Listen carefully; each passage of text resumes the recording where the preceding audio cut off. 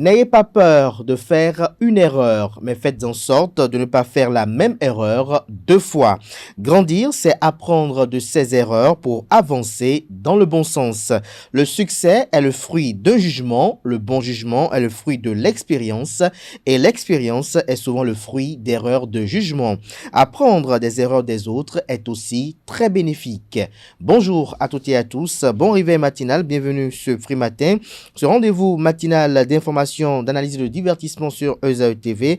On nous apprend dans l'actualité ce matin que le Conseil des ministres prévu pour le mercredi se tiendra ce mardi. Nasrine Fatoumi vous en donnera des détails au cours de sa présentation du bulletin matinal d'information. Elle vous donnera également quelques échos sur les préparatifs des Vodou Days qui démarrent ce 9 janvier 2024. Un cultivateur est décédé le dimanche dernier suite au chavirement d'une barque non motorisée dans la commune de Karimama. Des détails sur ce drame au cours de cette matinale, notamment dans le bulletin matinal d'information. Mais avant de retrouver Nasrine Fatoumi pour le bulletin matinal d'information, j'aurai à vous présenter la une des journaux afin de vous imprégner des différents sujets qui constituent l'actualité politique au sein de la presse locale. Juste après le bulletin matinal d'information, on aura droit à la page des sports avec Colom Oussou. Le sélectionneur du Sénégal, Aliou Cissé, a confirmé les forfaits de deux de ses joueurs. Il s'agit de Boulaye Dia et Seni Dieng. À quelques jours du démarrage de la CAN, une inquiétude s'installe autour de deux joueurs cadres de l'équipe nationale de la Mauritanie. Des informations liées à cette actualité au cours de la page des sports. Dans un match amical comptant pour les préparatifs de la CAN 2023, le Sénégal s'est offert une victoire difficile contre le Niger. La définition du jour de ce matin avec Kanté Amoussou nous emporte à la découverte de l'expression prendre sous son aile. Et juste après lui, on retrouve Atifa Olafa pour boucler cette émission avec la rubrique trucs et astuces. Et nous fait savoir ce jour comment rendre solide et brillant les ongles avec du dentifrice. Voilà l'essentiel à retenir du sommet de ce matin, chers amis internautes. Juste après l'instant pub, on se retrouve pour parcourir ensemble les unes de ce 9 janvier 2024. L'École supérieure d'administration, d'économie, de journalisme et des métiers de l'audiovisuel ESAE offre de nouveaux challenges pour l'année universitaire 2023-2024. Étudiantes et étudiants, parents d'élèves nouveaux bacheliers, ESAE, c'est la garantie d'une formation de qualité à des conditions très avantageuses. À Gbedjromede, à Papa, à Boumekalavi et Parakou, inscrivez-vous en administration générale, administration du travail et de la sécurité sociale, trésor et finances publiques, impôts, diplomatie et relations internationales, journalisme et métiers de l'audiovisuel, gestion des marchés publics, planification et développement local, sciences économiques, sciences juridiques et toutes les filières des sciences de gestion. ESAE vous offre des bourses, demi-bourses et de réductions pour les premières inscriptions dans toutes ces filières. Waouh! En licence 1, 2 et 3 et en master, bénéficiez jusqu'à 50% de réduction sur tous nos sites. N'est-ce pas génial? Infoline. ESAE Gbedjromede, 3e rue à droite en quittant le carrefour Le Jador pour la BIBE Jéricho ou au plus 229 90 93 65 21 98 98 14 00 à Kpakpa au plus 229 52 88 33 33 à Boumekalavi au plus 229 52 88 44 44 Parakou au plus 229 52 46 12 12. ESAE, l'excellence à un nom.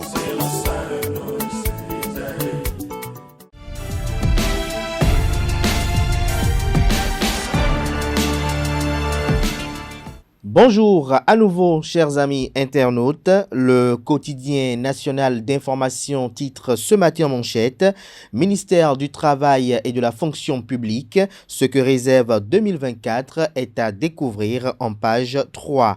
Préparatifs de la fête des religions endogènes, Nati Tengu au diapason des Vodou Days. Une illustration parfaite est mise à la une pour illustrer le titre, dont l'article est à retrouver en page 9. Sécurité alimentaire et nutritionnelle. 4 nouveaux projets agricoles retenus, nous apprend la une de ce matin du quotidien de service public. Fraternité en manchette, première édition des Vodou Days, le carrefour de la culture, des arts et de la spiritualité. Professeur Maounion Kakbo, je cite, « Nous sommes dans la réinscription de nos cultures, dans la rationalité scientifique », fin de citation. Toutes les dispositions logistiques et sécuritaires prises, le public convié à vivre l'événement. Les Béninois se prononcent sur les Vodou Days. Des détails sur le dossier que propose la rédaction aux pages 2, 3 et 4. Législative de 2023, il y a un an, les Béninois étaient aux urnes, rappelle le journal, faisant allusion aux législatives du 8 janvier 2023. Nous passons à présent à Le Matinal, Vodou Days 2024. Les identités culturelles et cultuelles du Bénin mises en valeur. Ouida en effervescence. Le programme des festivités. Patrice Talon visite une exposition d'art. Des détails à la page 11. Établissement de fausses cartes grises. 2 transitaires déposés en prison, nous apprend Le Matinal. Matin libre ce matin manchette. Bénin, faute commise ou supposée. Que serait la politique sans le pardon? L'aveu de Théodore Holo sur ESAE TV qui devrait édifier Patrice Talon. Des détails sur l'analyse que fait le journal à la page 3 de sa parution de ce matin. Toujours à la une de Matin libre de ce matin, femmes privées de liberté au Bénin, des conditions de détention qui interpellent. Les détails en pages 2 et 3. Polémique autour de la Constitution, les partis GSR et NFN mettent en garde Louis Vlavonou et compagnie. Retrouvez le compte rendu de leur conférence de presse conjointe dans les colonnes de la livraison du jour. Le Béninois libéré ce matin à sa une suite à quelques propos de Patrice Talon à la télévision nationale. Ce qu'il en est du droit de réponse de l'ancien président Thomas Bouniaï et Rekia Madougou demandé à l'ORTB. L'article est à retrouver dans les colonnes de la parution ce matin du Canard. Toujours à la une de Le Béninois libéré de ce matin, sur l'émission Le Grand Oral de Béninois libéré TV, les vérités du professeur Maouyon Kakpo sur le comité des rites vaudou, les Vodou Days, le TOFA 2024 et autres, des précisions dans les colonnes de la livraison du jour du journal. Dabarou ce matin à sa une, dans le cadre d'un projet de l'entreprise de presse et de communication Boxarl, l'experte Anek des Pays-Bas en séjour à Dabarou. Des détails sur le titre du journal dans les colonnes de sa parution du jour.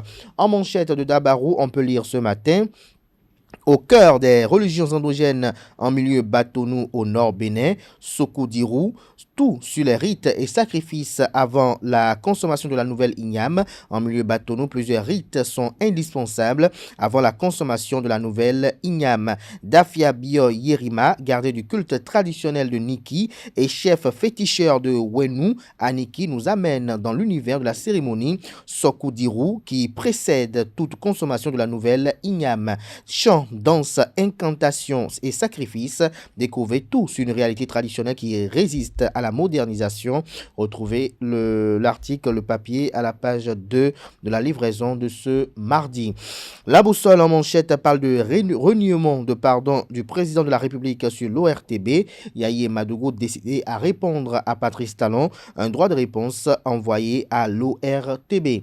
Candy à la une de la boussole de ce matin, un assassinat déjoué par la police, de présumés mis aux arrêts. Santé, que manger pour combattre la fatigue? Retrouvez la réponse à cette interrogation à la page 3 de la page ce matin de La Boussole. Le leader du jour ce matin en manchette, malgré la machination des polémistes contre la 9e législature, le président de l'Assemblée nationale, Louis Vlavonou, reste droit dans ses bottes. Le Parlement encore moins son bureau ne souffre d'aucune crise de cohésion. Halte à l'intoxication, le chien aboie, la caravane passe. Le coopérant ce matin en manchette, décision DCC 24-001 du 4 janvier 2024. La Cour constitutionnelle ordonne la modification du code électoral en vue de la présidentielle de 2026. Les députés de la 9e législature qualifiés pour le parrainage de la présidentielle de 2026. Karimama, un policier grièvement blessé dans une attaque de groupe armé. La nouvelle du jour pour finir ce matin, décision DCC 24-001 du 4 janvier 2024. La Cour constitutionnelle ordonne la relecture du code électoral. Que comprendre de cette décision, s'interroge le confrère. Toujours à la une du Canard ce matin, politique nationale, plusieurs formations politiques et le PDPA APNE de Rogatien Biaou adresse une lettre ouverte au chef de l'État. Retrouvez l'intégralité de la lettre publiée aux pages 8 et 9.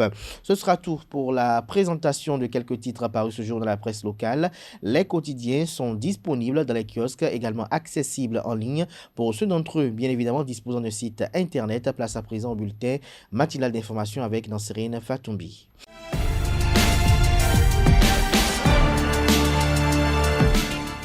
Bonjour amis internautes, bienvenue dans le bulletin matinal d'information. Le gouvernement béninois se réunira ce mardi 9 janvier en Conseil des ministres. C'est la première session hebdomadaire de l'année 2024.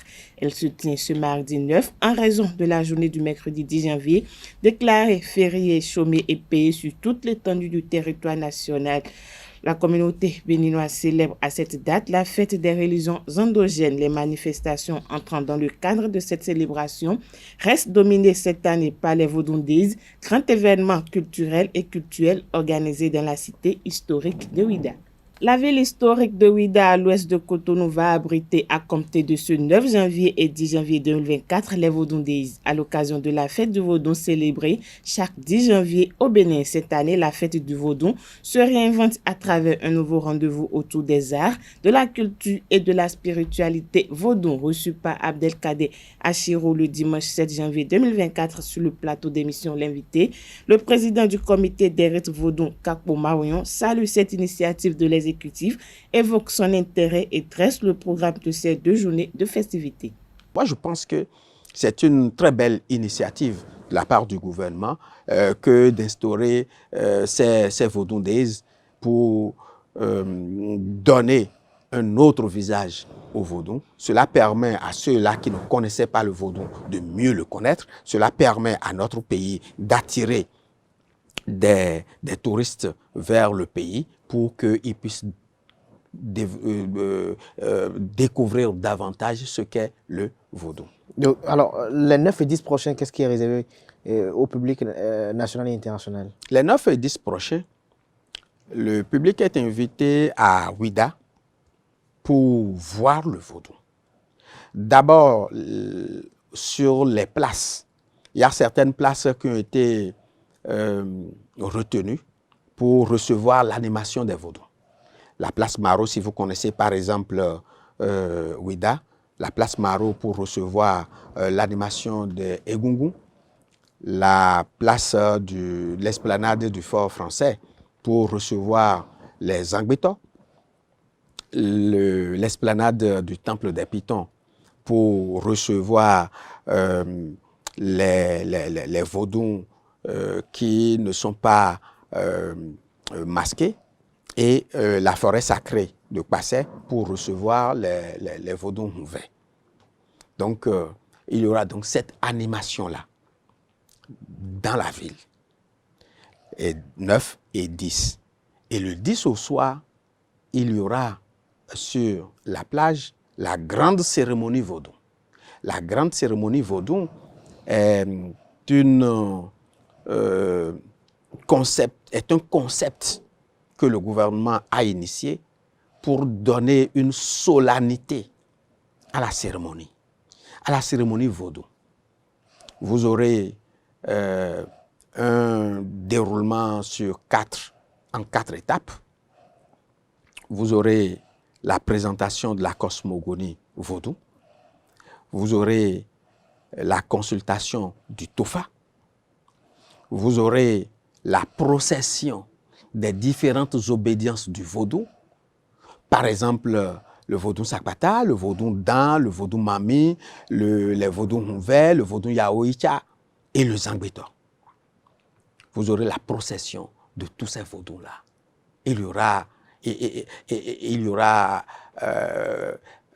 Vous allez voir du beau que le vaudou peut produire. Et enfin, vous avez la bénédiction œcuménique que donnera la personnalité ou l'une des personnalités qui représente le vaudou dans notre pays aujourd'hui. Ce sera donc une manifestation merveilleuse, un beau festival qui va davantage honorer le vaudou. C'est pour cela que j'invite déjà nos compatriotes, nos concitoyens à venir massivement. L'accès est libre et gratuit.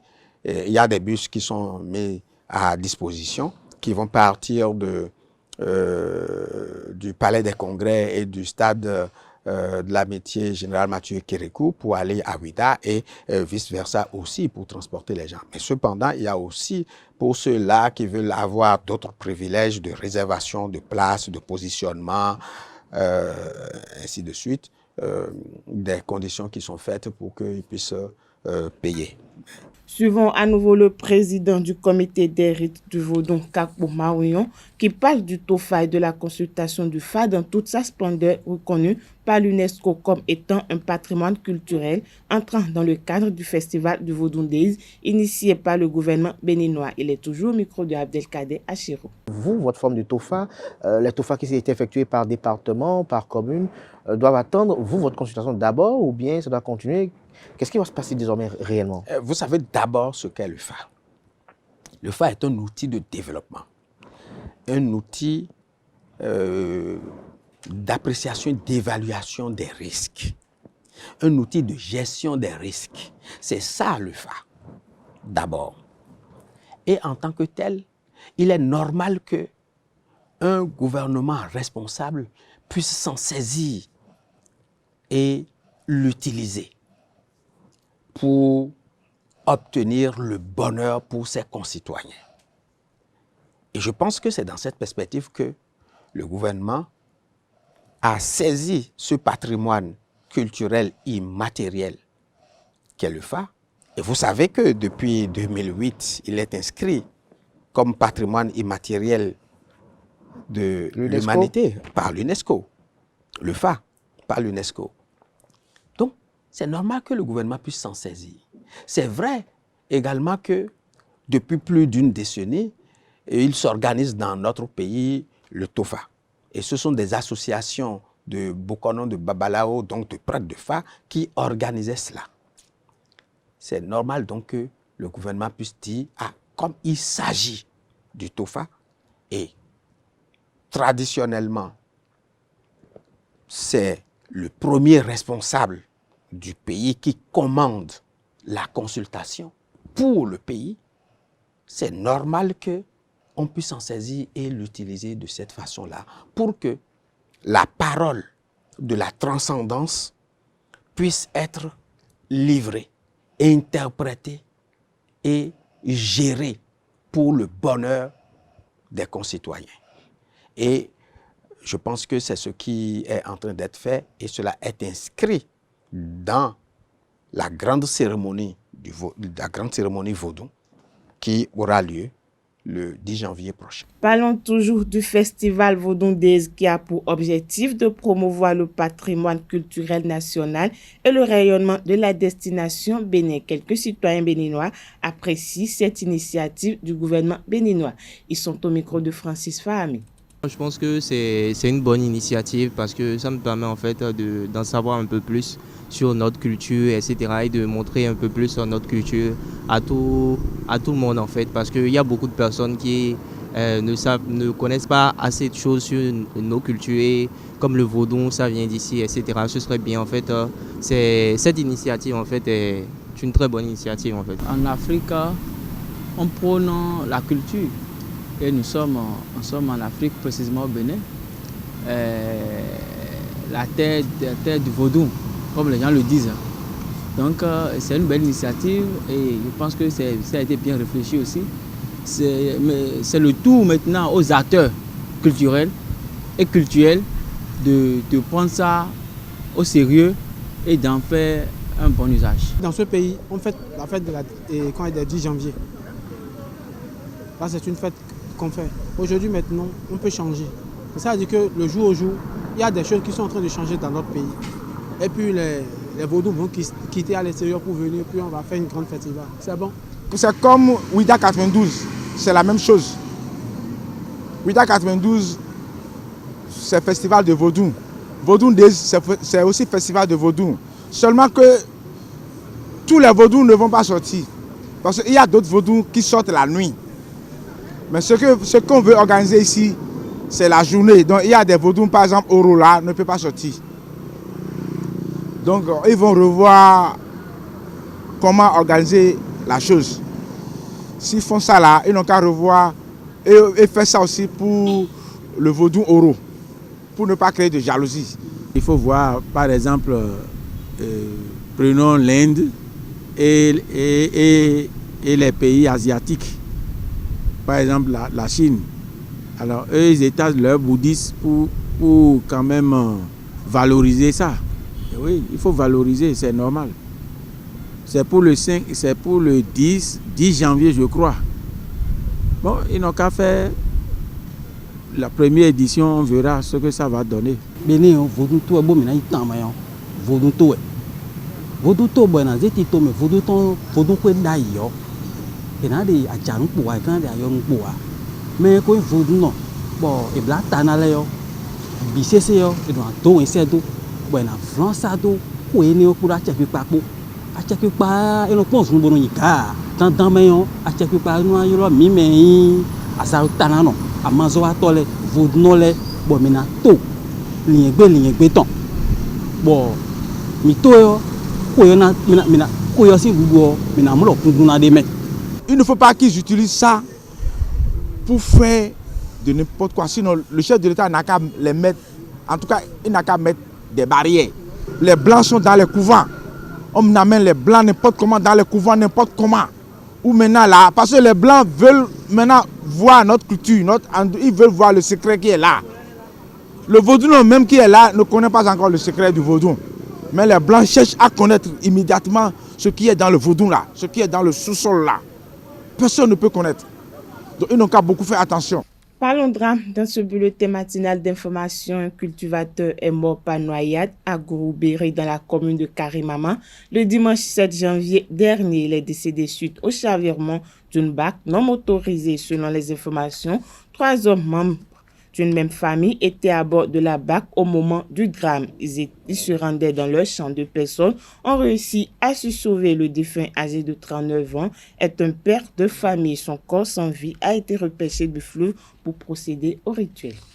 L'année 2023 a été marquée par plusieurs accidents de circulation. Parmi ces accidents, on note également la mauvaise conduite des conducteurs des bus de transport en commun, appelés Tokpa Tokpa. Face à cette situation, quelques citoyens rencontrés dans la ville de Cotonou invitent les autorités compétentes à réorganiser le secteur. Ils sont au micro de Kanté Amoussou.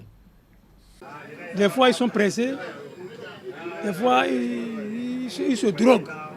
Vraiment, ce secteur de bus Tokpa Tokpa est un secteur vraiment poubelle. Il fut un temps où le préfet Orula a fait sortir une certaine décision criarde. Mais il faut être courageux parce que si on ne réorganise pas ce secteur aussi, vraiment, c'est du désordre total. C'est du désordre. Je ne sais pas si ceux-là ont leur permis. Beaucoup ne sont pas en règle. Si on prend ceux qui conduisent ces bus Tokpa Tokpa, la plupart, 80% on dirait, ne sont pas en règle. Il suffit que l'élément A soit tenu, le volant c'est fini, on le met dedans et puis on lui donne un bus. Vraiment, il faudrait que le gouvernement aussi pense aux populations parce que la vie est très chère. Sérieusement, c'est un secteur vraiment désordonné, très désordonné. C'est d'abord un premier coup d'essai au nouveau ministre des Transports terrestres et au nouveau directeur de la sécurité routière. C'est leurs premières épreuves. Il faut que les dernières rigueurs soient imposées pour maîtriser la sécurité routière afin que ça ne se passe plus. Nous allons dire que ces 2 mois passés, le mois passé et ce mois, font déjà rage de plusieurs accidents qui ont coulé beaucoup de sang. Alors là, que le gouvernement prenne ces dispositions et réfléchisse, cherche les causes de ces accidents. Pas seulement au niveau des chauffeurs. Nous avons plusieurs choses où il faut rechercher la base de ces accidents-là. Nous sommes le Bénin quand même. Et le Bénin a une culture. Le Bénin a une culture. Il faut que nos dirigeants se cherchent et demander pourquoi tout cela se passe. Le Bénin ne mérite pas ça. Il faut déplorer ces cas d'accident. Je présente mes condoléances à toutes ces familles. Même si on a pris toutes les mesures, il y aura toujours d'accidents. Mais seulement, il y a d'autres accidents, c'est la faute des conducteurs. Quand il y a trop de soucis, avant qu'on ne quitte la maison, voilà, les cas d'accident là se passent. Aujourd'hui, les Béninois ont beaucoup de soucis. Celui-là a des soucis de sa famille, comment trouver de gains, de causes pour nourrir sa famille. Le voilà avec ses soucis, il est au volant, conduisant tout un monde. L'accident serait le bienvenu parfois. Tout le monde court, souci. Vu tout ça, les chauffeurs de Tokwa existaient, ça fait combien d'années? Mais il y a trop de dérapage ces derniers temps. Moi, je vous dis que les résultats, c'est les soucis. Les chauffeurs ont des soucis avant de monter sur le volant. Avant, il y avait Tokwa, mais il n'y a pas trop d'accidents comme ça. Pourquoi ces derniers temps, les Tokwa font d'accidents?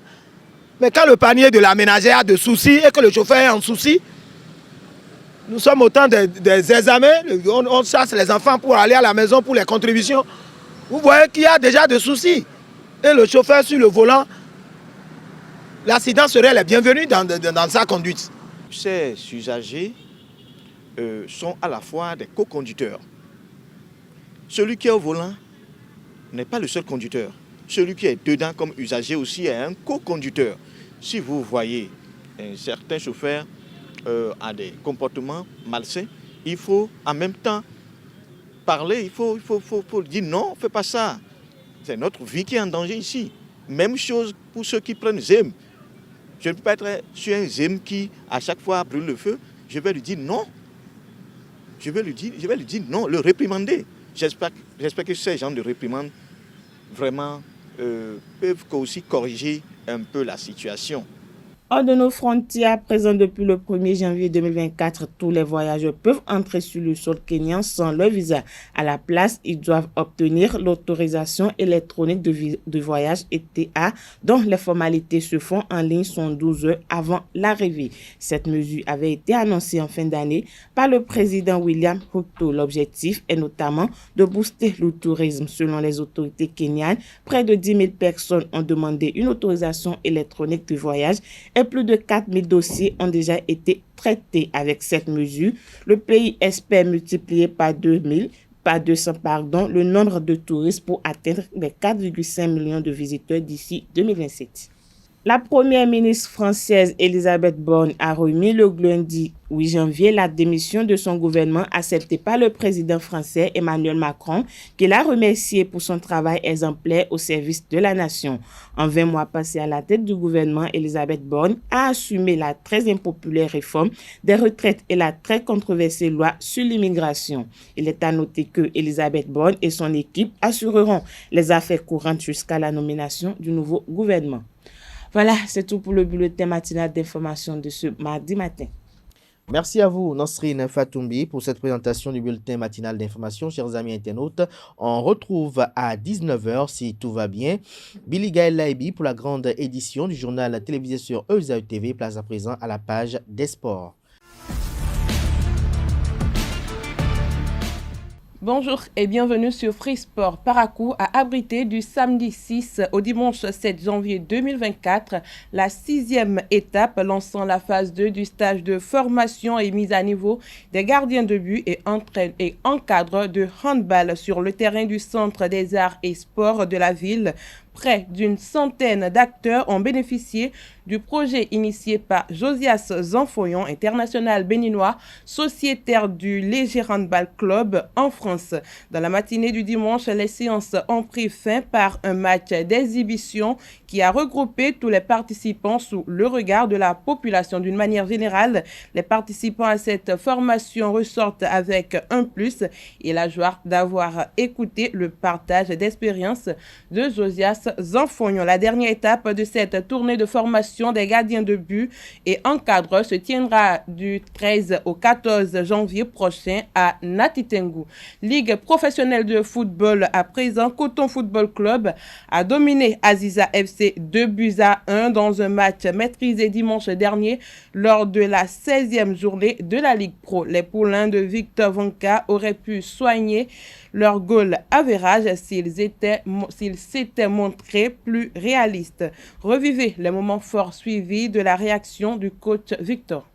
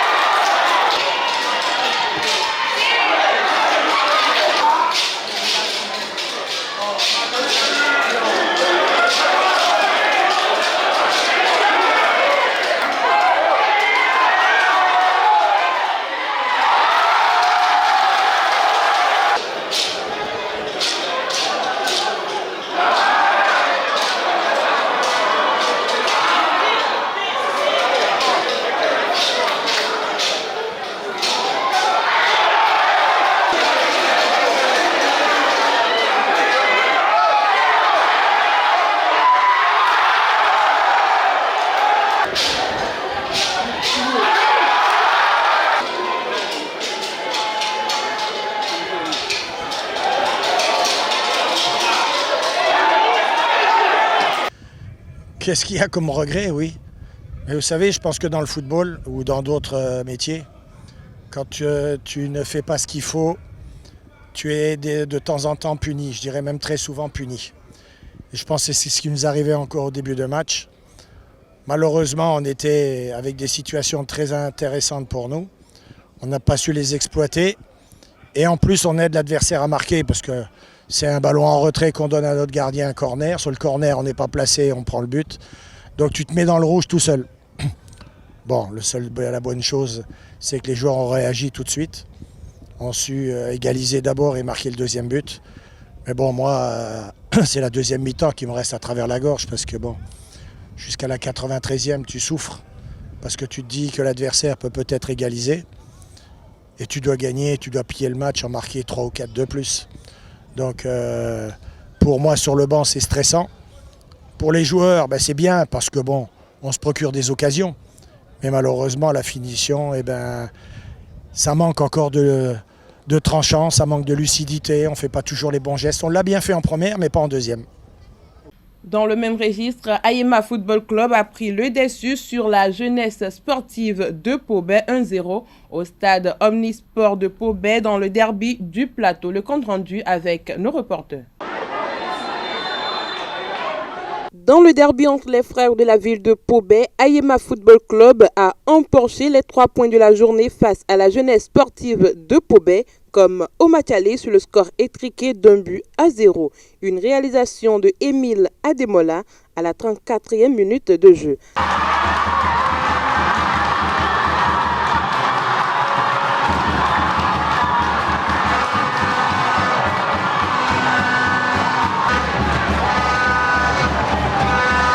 Ademola va écoper d'un carton jaune pour avoir enlevé son maillot pour célébration de but. Les sociétaires de la jeunesse sportive de Pau-Bay n'ont pas fait piètre figure. Les deux équipes se sont livrées une bataille sans merci. Ayema Football Club valide ainsi son ticket pour la Super League Pro. En 14 matchs, une seule défaite et seulement 4 buts encaissés.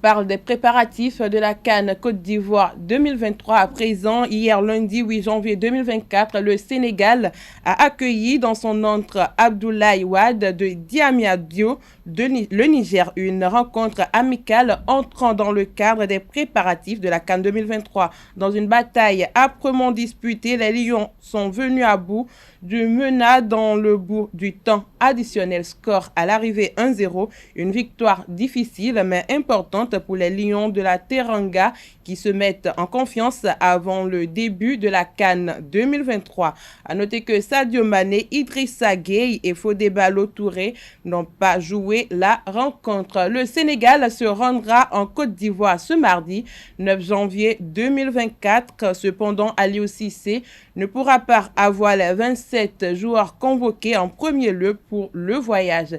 Il a d'ailleurs confirmé les forfaits de Boulaye Dia et Seny Dieng. Ces deux joueurs étaient blessés avant même le début du rassemblement. Pour les remplacer, le sélectionneur du Sénégal a fait appel à deux autres joueurs habitués à la charnière des Lions de la Teranga. Il s'agit de Bamba Dieng et Alfred Gomis. Bamba Dieng est celui qui a remplacé Boulaye Dia dans le rang des attaquants. Âgé de 23 ans, il compte 18 sélections et totalise 3 buts avec la sélection sénégalaise. Gêné par les blessures pendant la première partie de la saison, l'attaquant sénégalais n'a disputé que 7 matchs en Ligue 1 pour 2 buts sous les couleurs du FC Lorient. Alfred Gomis, quant à lui, est choisi pour remplacer Seny Dieng, blessé. Le gardien de but de 30 ans compte 16 sélections avec le Sénégal. Prêté par Rennes au FC Lorient en début de saison, il est là double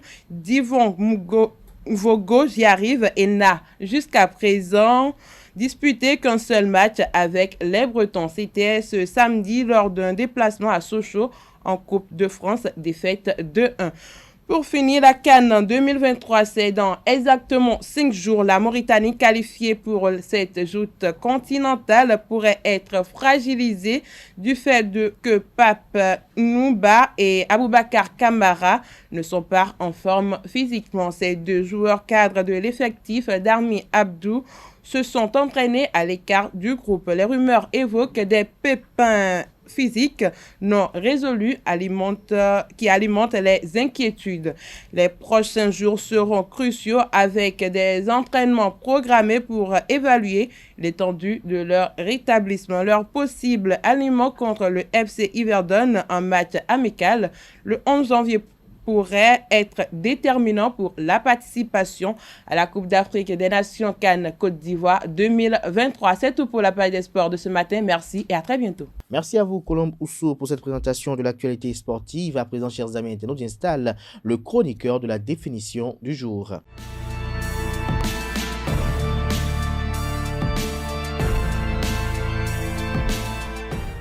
Bonjour, chers vous amis internautes. L'expression « prendre sous son aile » signifie assumer la responsabilité de prendre soin de quelqu'un, de lui apporter soutien, protection et conseils. Elle fait référence à l'image d'un oiseau qui abrite ses petits sous ses ailes, les protégeant ainsi des dangers et des difficultés du monde extérieur. Cela implique souvent une relation de mentorat ou de bienveillance où une personne offre son aide et son soutien à une autre. Quelle est donc l'origine de cette expression française? L'origine de l'expression remonte à l'analogie avec le comportement des oiseaux, en particulier les mères qui couvrent leurs petits sous leurs ailes pour les protéger des prédateurs et des intempéries. L'idée d'offrir un abri et une protection à quelqu'un a été transposée dans le langage humain pour exprimer l'action de prendre soin d'une personne, de l'aider à grandir, à se développer et à se sentir en sécurité. Voilà, c'est tout pour la définition de ce matin. Merci à vous, Quentin Amoussou, pour cette présentation. À présent, j'installe Atifa Olafa pour la rubrique Trucs et astuces.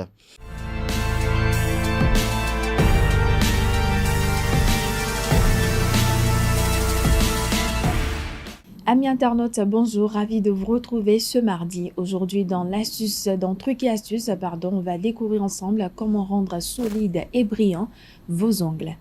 Chers internautes, au cas où vous ne l'auriez pas encore deviné, le dentifrice peut être utilisé pour toutes sortes de choses en matière de beauté. Certaines l'utilisent sur leur peau, d'autres comme du brillant à lèvres et d'autres encore pour faire briller leurs ongles. Dites adieu à l'huile à cuticule coûteuse et bonjour à la magie de la menthe fraîche. Pour ce faire, il vous suffit de frotter vos ongles avec une vieille brosse à dents ou avec vos doigts si vous avez la peau particulièrement sensible. Laissez agir pendant quelques minutes avant de le nettoyer et voilà, vous obtiendrez des ongles brillants et très forts. Voilà, chers internautes, c'est tout pour l'astuce du jour. Merci et à très bientôt. Et voilà, chers amis internautes qui met un thème à Free Matin ce matin. Merci pour l'attention, portez-vous bien. On se retrouve jeudi prochain par la grâce et la volonté divine. Bonne et belle fête de Vaudou à tout un chacun.